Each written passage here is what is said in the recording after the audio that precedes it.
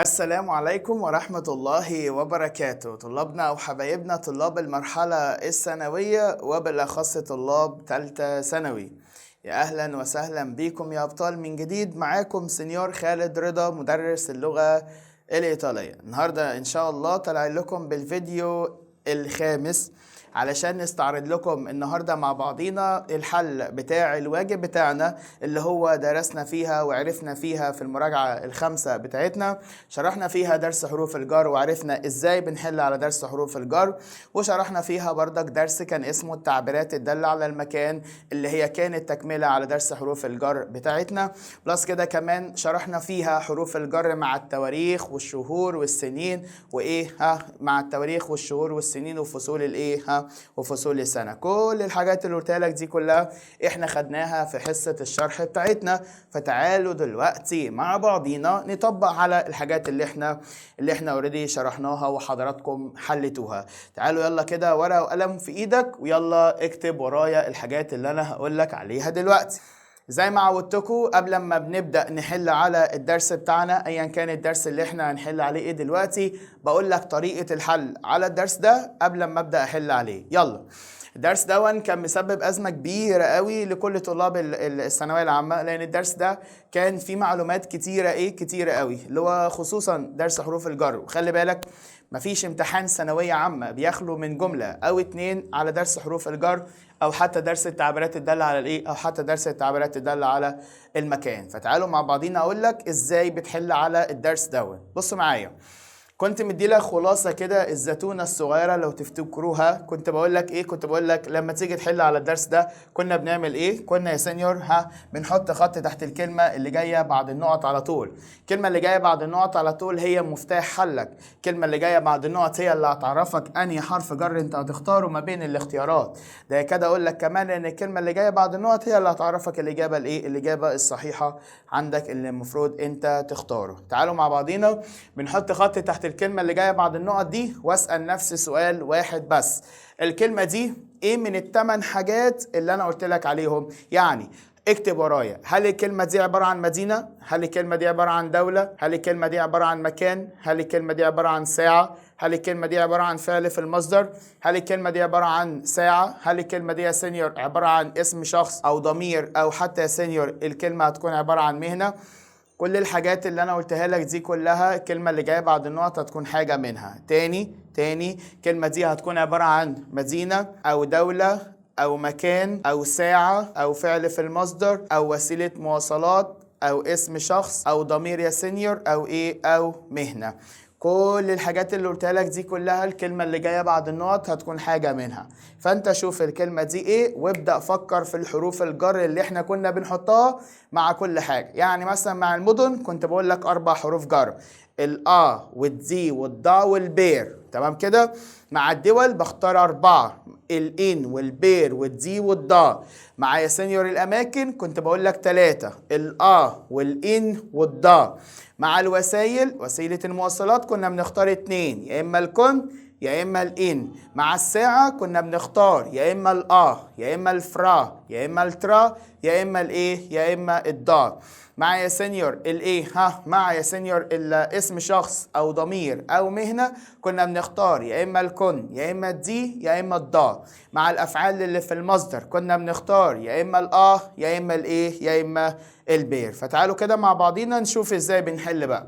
الكلمة دي يا سينيور هتكون عبارة عن مكان، ومع الأماكن كنا بنختار يا إما يا إما الإن يا إما الضا. وخلي بالك الضا دي بتبقى آخر اختياراتي خالص. أنا كنت بختار الضا في حالة عدم وجود أو في حالة عدم وجود الإن، لأن كان بتاخد أماكن وإن بتاخد أماكن تانية. طب الضا بتاخد كل الاماكن اللي عندك في المنهج، سواء كانت او حتى الان، بس انا بختار الدا في حاله عدم وجود الاثنين دول. يلا مع بعضينا.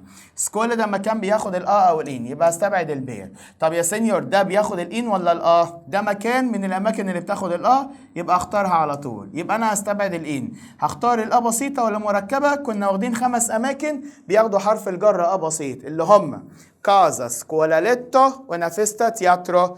كازا سكولاليتو ونافيستا تياترو، فدي واحدة من ال5، يبقى بالتالي اختار مين؟ بالتالي هختار الآ على طول. اللي بعده ده يا سينيور ضمير، ومع الضمير كنا بنختار يكن يا دي يا ايه، يكن يا دي يا ايه يا سينيور يا ضا.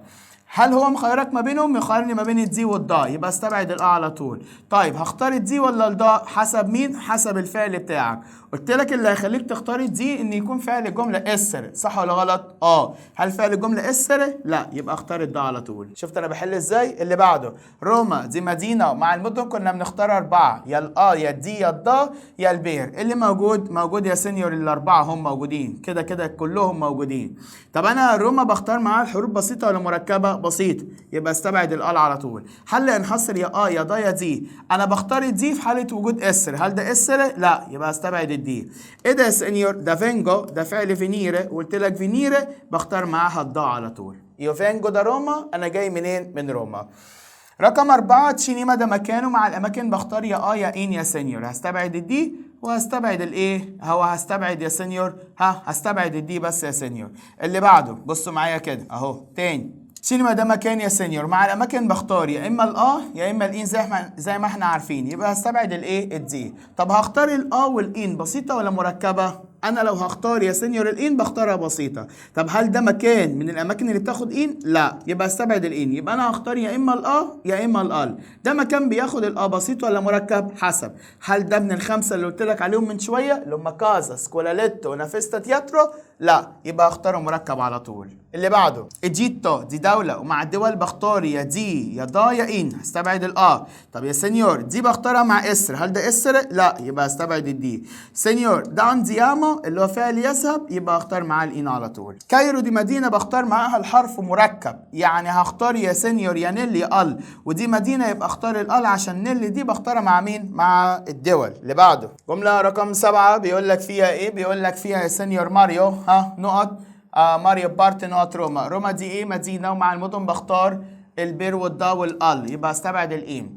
روما بختار معاها الحرف الجر بسيط، صح؟ يبقى استبعد الال واستبعد الضله، يبقى اختار البير على طول. ميلانو دي مدينه، ومع المدن بختار يا اما الضا يا اما الال يا اما البير، يبقى استبعد الان. ميلانو بختار معاها الحرف بسيط ولا مركب؟ بسيط، يبقى بالتالي يا سينيور هستبعد الال، حل هنحصر يا ضا يا بير. هختار واحده من الاثنين حسب الفعل. فيانا ده فعل فينير اللي احنا لسه حلينه، وده بياخد معاه مين؟ بياخد معاه الضا على طول. سنترو ده مكان بياخد حرف الجر إين، شكرا. دوتاري دي مهنة، ومع المهن بختار يكون يا دي يا ضا. اللي موجود يا سينيور الدي والضل، حلو كده؟ طيب بختار الدي لما يكون فعل جملة اسر، هل ده اسر؟ لا، يبقى اختار الضا. بلس ان انا اصلا مع المهن بختار الحرف الجر بتاعي مركب اداة تعريف، فبالتالي مش فاضلش عندي غير الضل. يلا اللي بعده جملة رقم 11 بيقول لك فيها عمر فا اسكولا نقط اوتوبوس. ايه اوتوبوس دي يا سينيور؟ دي وسيله مواصلات، ومع الوسائل بختار يكون يا ان. اللي موجود ان، شكرا. بريمو بيانو الدور الاول، ده مكان يا هياخد يا يا ان، يبقى استبعد ده وده وده، ما فضلش غير الال. شفت انا عملت ايه؟ يا ان. اللي موجود ال، ان كده كده مش موجوده. بيدي ده اكسبريشن على بعضه اسمه بيدي. بيدي اللي هي معناها سيرا على الايه؟ سيرا على الاقدام. لازم تبقى حافظ الاكسبريشن ده. جاب لك بيدي وبيسالك على مين؟ على في عندك تعبيرات تانية. في عندك تعبير اسمه دا سولو بمعنى بمفرده. في عندك تعبير اسمه فرابوكو اللي هي معناها خلال فتره قصيره. عندك تعبير اسمه ان فاكانسا اللي هي معناها في اجازه. عندك تعبير اسمه دالي اللي هو معناها من إلى. كل الحاجات دي كلها تعبيرات لازم تحفظها. اللي بعدها على طول كازا ده مكان هياخد يا إن، هستبعد دي. طيب هختار الإن ولا الآ؟ حسب. ده مكان بياخد إن؟ لا، يبقى استبعد الإن. هل هنحصر يا ال؟ هل ده بياخد الآ بسيطة؟ لأن واحد من الخمسة. كازا سكولاليتو ونافيستا تياترو كازا اهي. اللي بعده بار ده مكان هياخد يا إن، يبقى استبعد الضل. هل ده بياخد الإن؟ لا يا سيني، يبقى استبعد الإن. هل هنحصر يا ال يا هل ده من الخمسة اللي لسه قايلهم؟ لا، يبقى استبعد الآ واختار الآل على طول. ترين وسيلة، ومع الوسائل بختار يا إن يكون. اللي موجود إن، يبقى اختار الإن على طول. رقم 17 فاكانسا اكسبريشن هو لسه قايله لك. فاكانسا بياخد إن. سيامو إن فاكانسا، إحنا بنكون في أجازة في إيطاليا. اللي بعده يا سينيور اياريو دي طياره، مع الطياره بختار يا ان يا كن، يبقى اختار الان على طول. فارسبازه ده فعل في المصدر يا سينيور، مع الافعال اللي في المصدر بختار مين؟ بختار يا اما يا اما البير. اللي موجود عندك في الاختيارات، اللي موجوده عندي يا سينيور يبقى اختارها ايه؟ يبقى اختارها على طول وانا مغمض. بسيطه. لو مركبه يا سينيور، هو احنا ينفع يا غبي، ينفع نعرف الفعل؟ ما ينفعش. يبقى ما ينفعش اعرف الحرف الجر بتاعي. اللي بعده مترو دي وسيلة مواصلاته، مع الوسائل بختار الإن. دينتيستا يا سينيور دي دينتيستا اللي هو طبيب الأسنان، مهنة، مع المهنة أختار يا إما الكون يا إما الدي يا إما الضا. عندي يا سينيور الدي والضال حلو أوي.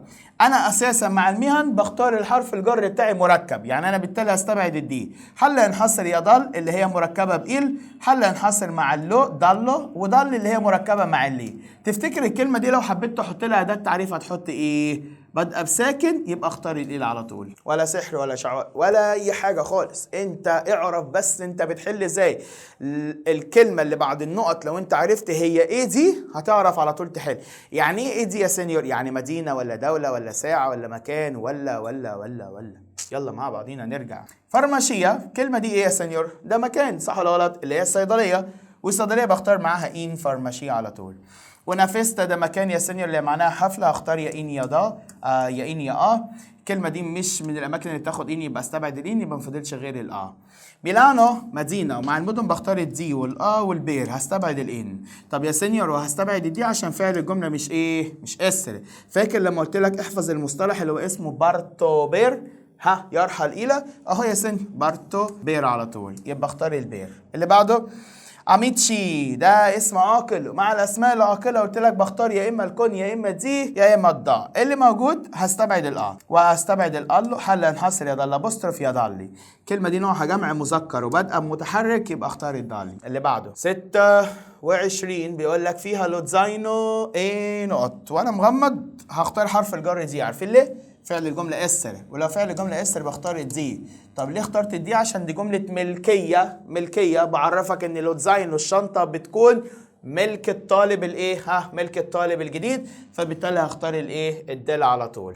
بانكو ده يا سينيور المقعد، فبقول بقول على طول احفظ ده سول بانكو، يعني على المقعد تشي سونو إليبري بيوجد الكتب. انترنت باينت ده يا سينيور السايبر مكان، يعني هياخد يا ان. هستبعد السول لابوستروف. هختار معاه الابسيط ولا مركب؟ هختاره مركب بأداة التعريف اللي اسمها اللابوستروف، عشان الكلمه بدأ باللابوستروف. يعني كده اصلا هستبعد النلو عشان دي مدمجه مع اللو، بلس ان المكان ده ما بياخدش ان اصلا. اللي بعده ستاتيونيتس اللي هي الولايات المتحده اللي هي دوله، ومع الدول بختار هستبعد السل، ويبقى انا هختار يا دي يا دا يا ضلي. حلو كده تمام. هستبعد الدي عشان فعل الجمله مش اسره، يبقى حل ينحصر يا دا يا ضلي. الدول بختار معاها الضا بسيطه ولا مركبه؟ كنا قايلين القاعده بتقول ان جميع الدول بتنزل مع كل حروف الجر بأداة تعريف ما عدا حرف الجر ان.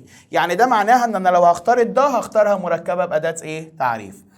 مترو دي وسيله مواصلاته، مع الوسائل بختار يا ان يا كن. يا سينيور الاتنين موجودين، هختار انهي واحده؟ كن بتنزل مع الوسائل المعرفه، يعني لو جاب لك وقال لك نقط لو قال لك مترو يبقى ده معناه ان انا اختار مين؟ ده معناه ان انا اختار الكون. هنا يا سينيور مفيش يبقى اختار الان على طول. طالما مفيش لأداة التعريف يبقى اختار ان بتنزل مع الوسائل الغير معرفة، لكن كون بتنزل مع الوسائل لكن كون بتنزل مع الوسائل المعرفة. نرجع تاني يلا. جملة رقم 31 بيقول لك فيها بيقول لك فيها يا سينيور بيقول لك فيها اوفيتشو معناها مكتب، والمكتب ده مكان بياخد يا ان. هستبعد دي وهستبعد سول وهستبعد نيلو، يبقى اختار الان على طول. طب ليه استبعدت نيلو؟ ما هي دي ان برضه، يلا ما هي دي مدمجه بلو، والكلمه كده بادئه متحرك. يعني انا اصلا لو حبيت احط اداه تعريف احط لها الابوستروف. لو كده جميع الاماكن بتنزل مع حرف الجر ان بسيط، الا لو المكان معرب بالاضافه. نرجع. ديسكوتيكا مالها ليلي، وده مكان بياخد حرف الجر ان. ايطاليا دي دوله، مع الدول بختار يا سينيور هستبعد وهستبعد السول. حل ينحصر يا إن يا نيلو. هختار الإن عشان النيلو كده كده مدمجة باللو، وإيطاليا ما بتاخدش اللو أصلا. ترينو دي وسيلة مواصلاته مع الوسائل، بختار الإن. بلاري ده فعل في المصدر، والفعل اللي في المصدر بختار يا إما الآ يا إما البير. اللي موجود الآ يبقى اختار الآ على طول. 36 استودياري فعل في المصدر، اختار يا يا بير. الموجود بير على طول. طب ما هي الله اهي، ما انا ما ينفعش اختارها مدمجه بأداة. اللي بعده ماروكو دوله، ومع الدول بختار يا سينيور ايه. مع الدول هستبعد الالو، هختار يا ضل ابوستروف يا نيلو. الكلمه دي لو حبيت احط لها اداه تعريف اهو، كلمه مفرد مذكر وبادئه بساكن، يبقى اختار الإيل. فين الإيل بقى في الاختيارات؟ اهي يا سينيور. دي مدمجه بالابوستروف ودي مدمجه باللو، وانا ما ينفعش اختار الاثنين دول. وصلت؟ اللي بعده 21 ده رقم، والرقم ده يا سينيور كان بيعامل معاملة الساعة اللي احنا كنا بنختار معاها يا يا فرا يا ضا. اللي موجود يبقى استبعد النل. ومع الساعة كنا بنختار بسيط ولا مركب؟ مركب بأداة تعريف. أنهي أداة؟ اللي يا سينيور. اللي بعده 39 بيقول لك سكولا يا سينيور. السكولا دي مدرسة، ومع المدرسة يا سينيور المفروض ان احنا ناخد صح؟ بس خلي بالك فعل الجملة هنا يا سينيور فعل اسر، وفعل اسر كنا بنختار معاه دي. طب انا دي كده كده كانت بتنزل في جملة الايه؟ جملة الاصل او الجنسية، يعني لو دي مدينة او دولة، ودي مش مدينة ولا دولة. طب الاستخدام التاني لدي كان بينزل في جملة الاضافة والملكية، والملكية كنت بقول لك بتعرفها عن طريق الاسم العاقل، وده مش اسم عاقل، ده ولا هو شخص ولا هو ضمير ولا هو حتى مهنة. وجملة الإضافة قلت لك هتعرفها لما النقط بتاعتك تقع بين اسمين. هل ده اسم؟ أداة تعريف اهي.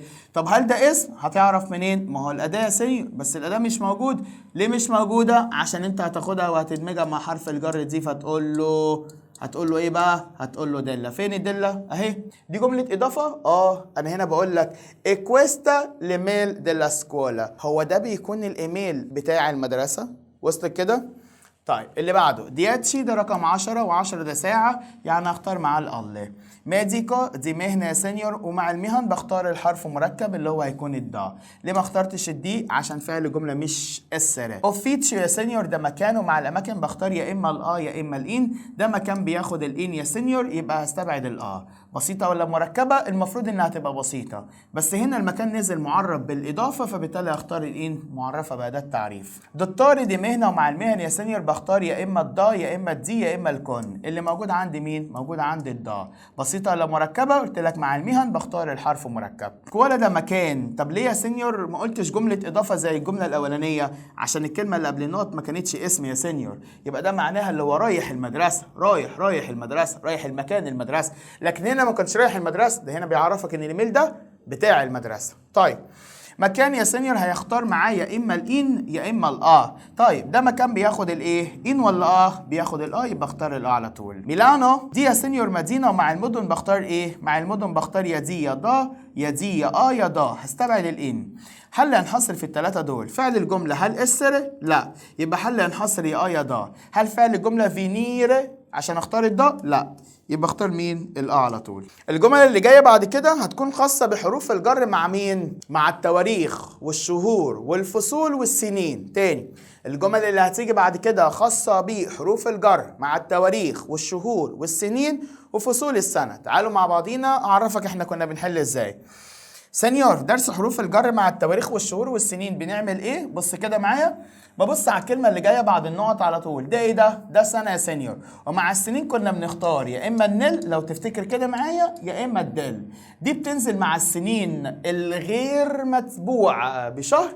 يعني غير متبوعة؟ يعني لو الكلمة اللي قبل النقط ما كانتش شهر، يبقى ده معناه ان انا اختار النل.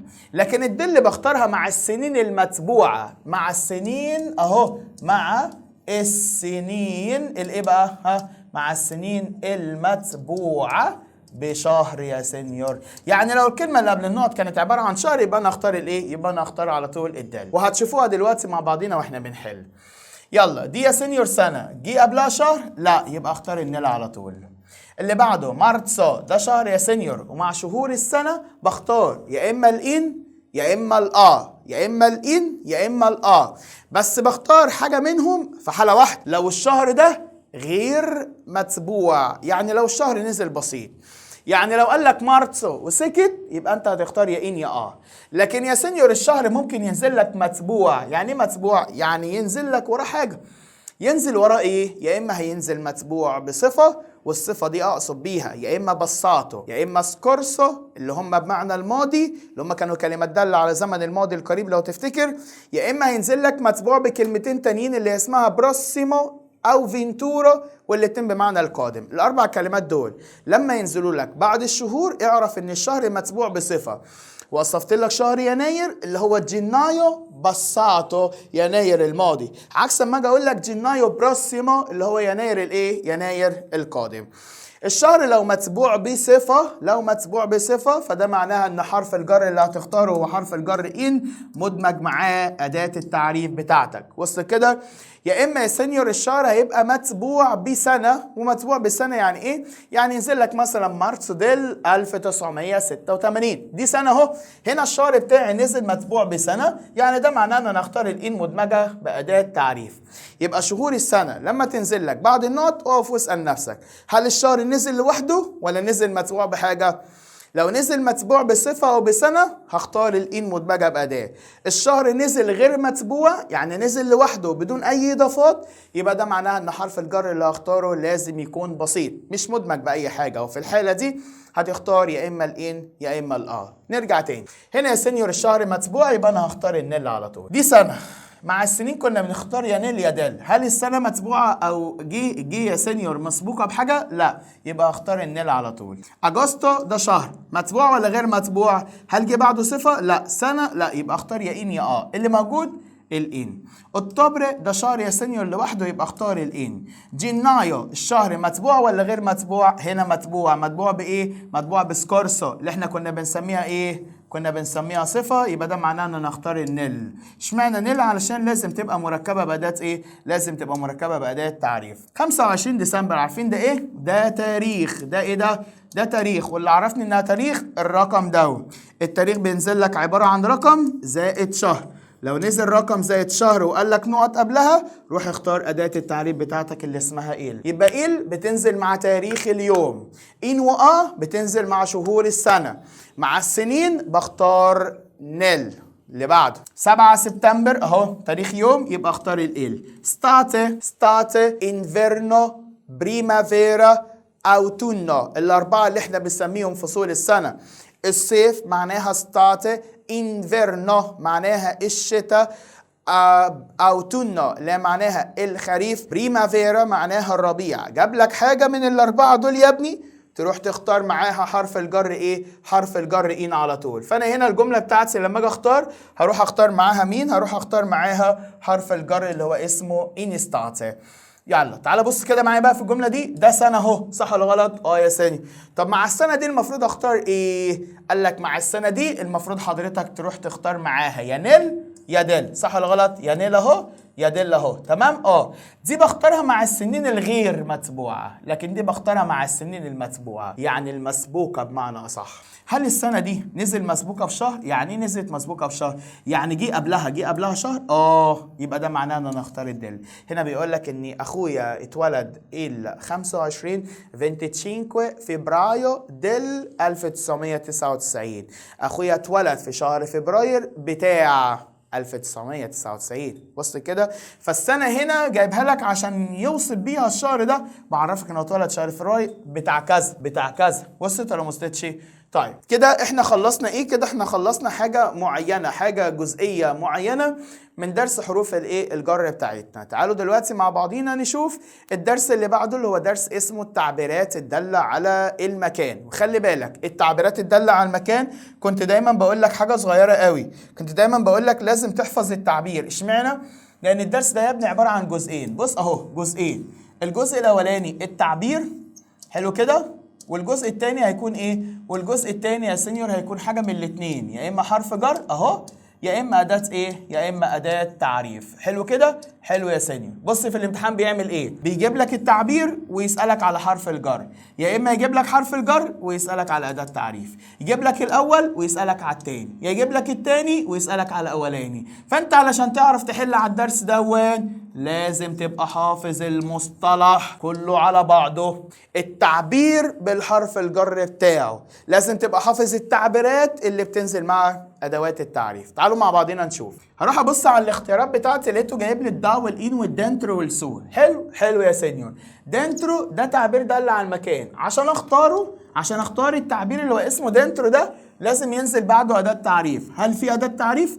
يبقى اختار دنترو على طول. اللي بعده عندي يا سينيور ان وسول وسو وسوبرا. ايه سوبرا دي اداه ايه؟ دي يا سينيور تعبير، عشان اختارها لازم ينزل بعدها اداه تعريف، فاروح اختار الايه؟ السوبرا على طول. رقم 3 عندك بيقول لك ايه؟ بيقول لك لونتانو نيلا ان دنترو. ايه دول؟ نيلا دي حرف جر هستبعدها، ان ده حرف جر هستبعده. حل هنحصر يا اما لونتانو يا اما دنترو. هختار لونتانو لما ينزل بعده حرف الجر ده، هختار دنترو لما ينزل بعدها اداه تعريف. تعالوا بص على الجمله بتاعتي، جه بعد النقط اداه تعريف، يبقى اختار دنترو على طول. جمله رقم 4 بيقول لك فيها دافانتي نقط ليبراريا تشي انا سيديا. هنحل ازاي؟ هبص على الاختيارات بتاعتي، لقيت الاختيارات بتاعتي فيها حروف جر. اقف واسال نفسك سؤال، حروف الجر اللي موجوده عندك في الاختيارات، هل هو بيسالك على حروف الجر العاديه، ولا بيسالك على حروف الجر اللي بتنزل مع التواريخ والشهور والسنين، ولا بيسالك على حروف الجر اللي بتنزل مع التعبيرات الداله على المكان؟ تاني، اول ما تلاقي في الاختيارات بتاعتك حروف جر لازم تقف وتسال نفسك، هو بيسالني على درس حروف الجر العادي، ولا بيسالني على حروف الجر اللي بتنزل مع التواريخ والشهور والفصول والسنين، ولا بيسالني على الحروف الجر اللي بتنزل مع التعبيرات؟ عشان ما تتسرعش وانت بتختار على طول. تعالوا نرجع تاني. هنا يا سينيور ده تعبير، والتعبير الدل على المكان ده معناها ان انا هختار معاه الحرف الجر بتاعي، يبقى ده معناه لو بيسالني على حروف الجر اللي بتنزل مع التعبيرات يبقى هشوف التعبير ده دافانتي بختار معاه حرف الجر فاروح اختار الايه؟ على طول. فالاختيار بتاعها هيبقى التاني. جمله رقم 5 بيسالك فيها على التعبيرات، هروح ابص على الجزء اللي بعد النقط اللي هو اللي انا هختار معاه. اديسترا بختار معاها دي، دافانتي بختار معاها سوبرا بختار معاها اداه، وعندي يا سينيور لونتانو بختار معاها الضاء. اللي موجوده يبقى انا اختار الدافانتي على طول. جمله رقم 6 بيقول لك فيها البار. هنا حرف الجر يبقى اختار معاه التعبير اللي بينزل مع اللي هو مين؟ اللي هو فيتشينا. جمله رقم 7 بيقول لك اداه تعريف اللي هي اسمها وايل دي يا سينيور بختار معاها التعبير اللي بينزل مع ادوات التعريف اللي هو مين؟ دافانتي بيجي وراه فيتشينو لونتانو الدا. طب ما هي دياترو بيجي وراها يا سينيور.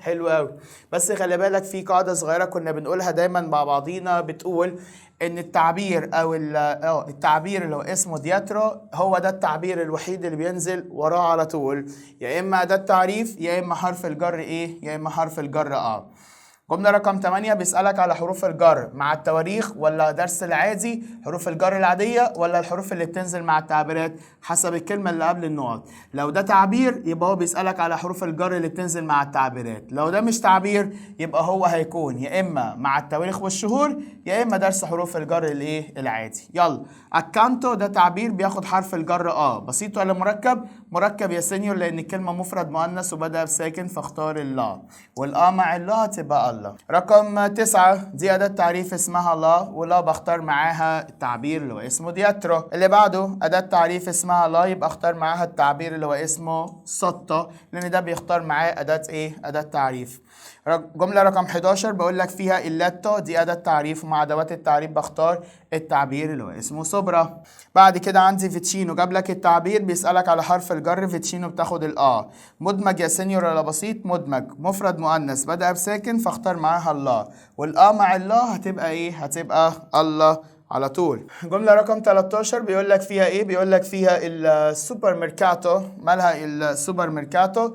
يقول لك السوبر ميركاتو all'ufficio postale، ده حرف الجر بختار معاها دافانتي، يبقى اختار دافانتي على طول. 14 احفظ الجمله دي عشان مهمه قوي. بيقول لك الكالنداريو اللي هي ساعه التقويم بتاعتك بتكون نقط باريتي. كلمه باريتي معناها الحيطه، الساعه بتكون على على الحيطه، فبالتالي اختار حرف الجر اللي هو اسمه اللي هو هيكون اسمه سولا باريتي. وصلت؟ رقم 15 المطعم بيكون ديلا ده حرف الجر دي، فمين هو التعبير اللي بينزل مع دي؟ اللي هو ادسترا. جملة رقم 16 بيقول لك الباركيجو نقط دال تياترو. دال ده حرف الجر، هختار معاه التعبير اللي اسمه لونتانو. جملة رقم 17 بيقول لك دل، ودل ده حرف الجر دي، يبقى اختار تعبير اسمه ادسترا. جملة رقم 18 بيقول لك فيها يو ابيتو نقط alla stazione. الله ده حرف الجر بختار معاها التعبير اللي هو اسمه دافانتي. جملة رقم 19 بيقول لك فيها نقط zaino ci sono due libri، يعني على الايه زاينو يعني شنطة بيوجد كتابين. هنختار ايه هنا يا سينيور؟ هنا ولا جاب لك أداة تعريف ولا جاب لك حرف جر، يبقى هو ما بيسألكش على درس التعبيرات الدالة على المكان. يبقى أنا هستبعد فيتشينو، هستبعد لونتانو، هستبعد دنترو، ما فضلش غير مين؟ غير النالو على طول. ليه استبعدت دول؟ عشان كل دول عبارة عن تعبيرات، والتعبيرات بيجي بعدها على طول يا إما حرف جر يا إما أداة تعريف، فعدم وجود الحاجتين هيخلينا نستبعد التعبيرات على طول. جمله رقم 20 بيقول لك ادسترا، جاب لك التعبير، عايز الحرف الجر اللي هو اسمه دي، ودي يا سينيور هتبقى مدمجه بايه؟ مفرد مذكر وبدا باس زائد متحرك، يبقى اختار ال على طول، والدي مع ال هتبقى دل. رقم 21 جاب لك اداه تعريف اهو، يبقى انا هستبعد السله وهختار ايه بقى؟ اكانتو بختار معاها فيتشينو بختار معاها دنترو بختار معاها أداة تعريف. فبما ان دي أداة تعريف يبقى اختار هختار الدنترو على طول. تعالوا بعد كده على أسئلة الطالب المتميز يا متميزين، يلا مع بعضينا. جملة رقم 1 بيقول لك نقط كويستو تافولوتشي اونا لامبادينا. هنا هنحل ازاي؟ هنا يا سينيور جايب لي سوبرائيل وسولا. هنا يا سينيور هنحل ازاي؟ ده هنا مرة جاب لي تعبير والتعبير جابه لي معاه أداة تعريف أصلا. طب أنا هختار التعبير ولا هختار الحرف الجر؟ ولو هختار الحرف أصلا هختاره بسيط ولا هختاره مركب؟ تعالى أقول لك. بص معايا، الكلمة اللي جاية بعد النقط على طول كانت عبارة عن كويستو، والكويستو دي لو تفتكروا معايا كانت عبارة عن اسم إشارة.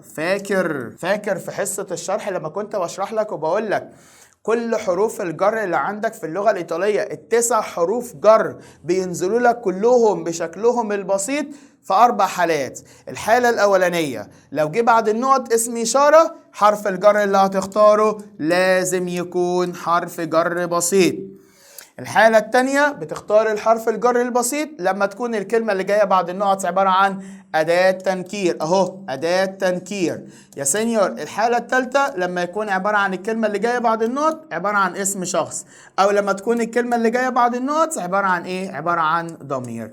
ال4 حالات دول أساسيين، لو خيرك في حرف جر قبليهم على طول أيا كان الحرف الجر اللي أنت هتختاره إيه لازم ينزل بسيط. فده معناها ان انا هستبعد السولو عشان دي مدمجه، وهستبعد طبعا سوبرائيل عشان فيها ده التعريف، وهستبعد السول، يبقى ما فاضلش غير مين؟ غير السو، فهروح اختارها على طول. اللي بعده رقم 2 بيقول لك مبياتش ستاري نوت لومبريلوني سولاس بياجا. هنا فيها ده التعريف، يبقى ده معناها ان انا هختار تعبير من التعبيرات اللي بيجي وراهم ادوات تعريف. يعني ده معناها ان انا هستبعد ادسترا وهستبعد حرف الجر سو، ما فاضلش عندي غير السوبرا والسوتو، والاتنين بينزل وراهم ادوات تعريف. طب ده معناها ان الاتنين دول هيكونوا صح يا سينيور؟ كجرامر صح، لكن كمعنى تعالوا نشوف كده. سوبرا بمعنى فوق، سوتو بمعنى تحت، وينفع يخيرك ما بينهم يا سينيور؟ عادي جدا ينفع يخيرك. طب لو خيرني هختار واحدة من الاتنين حسب معنى الجملة، والمعنى بتاعك لازم يكون واقعي. يعني ما ينفعش يجي يقول لك القلم بيكون فوق الترابيزة او تحت الترابيزة، لان ساعتها ممكن يكون فوق او ممكن يكون تحت. بس ما ينفعش يجي يقول لك ايه مثلا مبياتش ستار نقط لومبريلوني سولاس بياجا، بيعجبني البقاء فوق الشمسية ولا تحت الشمسية؟ هتقعد فين حضرتك؟ هتقعد فوق ولا هتقعد تحت؟ اكيد طبعا يا سينيور هقعد فوق، لا هتقعد تحت الشمسية، الا لو انت بقى حاجة تانية مش بتاعتنا دي بقى. يبقى في حالة واحدة يا سينيور بس هيخيرني ما بين سوبرا وما بين سوتو في الجملة اللي قدامك دي زي ما انا بقول لك كده، والمعنى بتاعك لازم يبقى ايه؟ لازم يبقى معنى واقعي علشان تعرف انت هتختار فوق ولا ايه ولا تحت.